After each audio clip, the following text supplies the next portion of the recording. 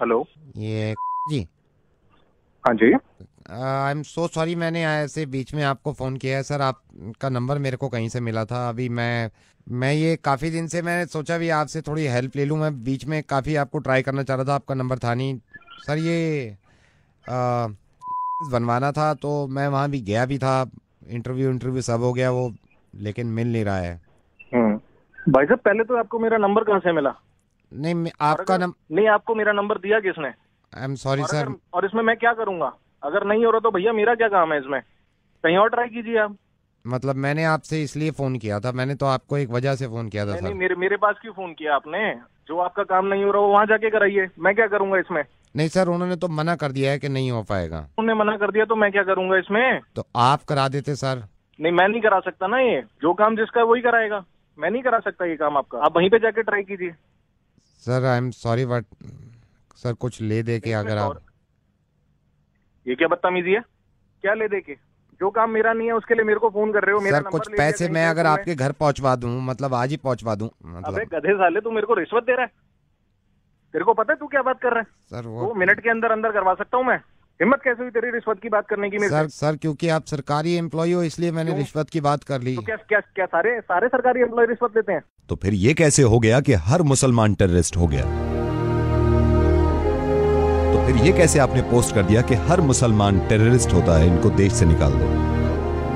आपके बताने से पहले ही मैं इस बात को मानता हूं कि हर सरकारी आदमी रिश्वत नहीं लेता। मैं इस बात को लेकर बहुत शर्मिंदा हूं सर, कि रेडियो पे आने के बाद मुझे इस तरह की बातें करनी पड़ रही हैं। जब मैं आया था ना रेडियो में, तो मैंने ये सोचा था कि सिर्फ हंसी मजाक करेंगे, किसी को समझाने की जरूरत नहीं पड़ेगी। कितनी अच्छी बात है आपकी कि आप एक गवर्नमेंट एम्प्लॉय हैं तो आप रिश्वत से नफरत करते हैं, जो कि करनी भी चाहिए। लेकिन इतनी ही नफरत एक दूसरी कम्युनिटी से, जो कि आपके साथ रह रही है, जो आपके साथ रहती थी और रहेगी। साहब, मैं रेडियो मिर्ची से नवीद बोल रहा हूं, और मुझे लगा कि मैं इस तरह आपको समझाऊंगा तो शायद आपकी समझ में आ जाए। फेसबुक का एक पोस्ट शेयर करने से आपका कुछ नहीं है सर, है ना, जिसमें यह लिखा हुआ था कि मुसलमान हिंदुस्तान से मोहब्बत नहीं करते, मुसलमानों को हिंदुस्तान में रहने का कोई हक नहीं है। इस चीज को आपने शेयर कर दिया। मुसलमान टेररिस्ट नहीं है, टेररिस्ट का कोई मजहब नहीं होता। अब मैं कैसे समझाऊं उन लोगों को? एक एयरक्राफ्ट में एक मुसलमान के कैन मांगने से उसको मना कर दिया, क्योंकि उनको लगा कि ये मुसलमान है तो कैन के ढक्कन से वो लोगों का गला काट देंगे। मैं खुद मुसलमान हूं और इस्लाम कहीं से कहीं तक इस तरह की तालीम नहीं देता। मैं आपको सही बताऊं, इस्लाम गले काटने की नहीं, गले मिलाने की बात करता है। बल्कि किसी भी मजहब में एक दूसरे से नफरत करना और एक दूसरे को मारना, ये कभी नहीं बताया जाता। हिंदू, मुस्लिम, क्रिश्चियन, बुद्धिस्ट के घर घर जाके नहीं कह सकता मैं कि एक दूसरे से मोहब्बत कर लीजिए। और उन लोगों से भी मेरी नाराजगी है जो मुसलमान होके हिंदुओं से नफरत करते हैं और इस बात को बढ़ावा देते हैं कि हिंदुओं से नफरत करो, उनसे नाता खत्म कर दो। सिर्फ आपको यह बताना चाह रहा हूं कि एक मुसलमान को जान से मार देने में भी इतनी ही तकलीफ होती है उस इंसान को जो मरता है, और एक हिंदू को मार देने से इतनी ही तकलीफ होती है इस इंसान को जो कोई मारता है। इतना अच्छा काम करते हैं, इतनी अच्छी सोच रखते हैं कि रिश्वत ना किसी से लेंगे और ना ही किसी को देंगे। और मुझे मालूम है ये फेसबुक पे जो आग उगल रही है आजकल, ये पता नहीं कहां से शुरुआत हुई है और हम सिर्फ पुश करते हैं इस बातों को। जरा सोचिए, अगर आपको इस बात का अंदाजा हो भी गया कि आपने गलती करी, तो आप जिम्मेदार हैं उन 150 लोगों के जिन्होंने ये जाके शेयर किया है। और अब आपकी जिम्मेदारी बनती है कि हर किसी को जाके बताएं कि नहीं, मुसलमान गलत नहीं होते, मुसलमान साथ में रहते हैं, मुसलमान एक दूसरे से मोहब्बत करना जानते हैं। अगर हमारे मुल्क में या दुनिया में कहीं भी कोई इंसान कोई गलत काम करता है, तो उसके बाद फिर ये नहीं देखना चाहिए कि ये हिंदू है, मुसलमान है, ईसाई है, बुद्धिस्ट है।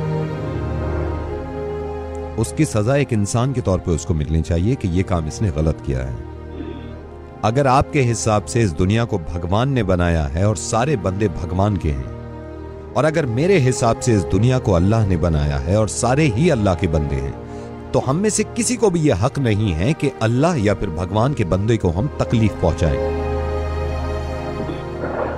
एंड आई एम सॉरी अगर कोई बात बुरी लग रही है आपको। मुझे इस बात पे ही बहुत ज्यादा खुशी है। यह भी हो सकता था कि आप फोन डिस्कनेक्ट कर देते अगर आपकी जहनियत वैसी होती, लेकिन कहीं ना कहीं मुझे ये लग रहा है कि आप बात को समझ रहे हैं। आप इस बात को बिल्कुल गलत मत समझिएगा कि मैं एक मुसलमान होने की वजह से फोन कर रहा हूं। मैं एक इंसान होने की वजह से फोन कर रहा हूं। किस तरह दुनिया को ये समझाऊं कि कोई साहिबा अगर बुर्का पहने हुए हैं तो उनसे डरने की जरूरत नहीं है। किसी इंसान की अगर दाढ़ी है तो जरूरी नहीं है कि बॉम्ब उसके पास है, क्योंकि जो इंसान अल्लाह के खौफ से दाढ़ी रखता है वो किसी का दिल नहीं तोड़ सकता, बॉम्ब से तो क्या उड़ाएगा। फेसबुक पे न जाने किसने ये शुरुआत करी थी एक इंसान के फोटो के साथ। मुझे इस बात से बहुत ज्यादा खुशी है कि मैं जिनके साथ काम करता हूं आधे से ज्यादा हिंदू हैं। 10 साल हो गए मुझे, 10 साल हो गए, आज तक छोटी सी शिकायत ना मुझे उनसे मिली ना उन्हें मुझसे मिली। इससे ज्यादा बड़ा एग्जाम्पल हो नहीं सकता हमारी मोहब्बत का। नावेद, आपसे वादा करता हूँ कि मैं लोगों तक ये मैसेज पहुंचाऊंगा कि ये काम ना करें और ये सब गलत है। बहुत बहुत शुक्रिया, धन्यवाद, थैंक यू सो मच। अब मैं आपसे कुछ कहना चाहता हूं जो सुन रहे हैं। एक दूसरे से इतनी नफरतें करने के बाद मुझे तो यही अंदाजा हुआ कि कोई हिंदू, कोई मुस्लिम, कोई ईसाई है। क्या सबने इंसान ना होने की कसम खाई है? प्लीज इंसान बन के रहें।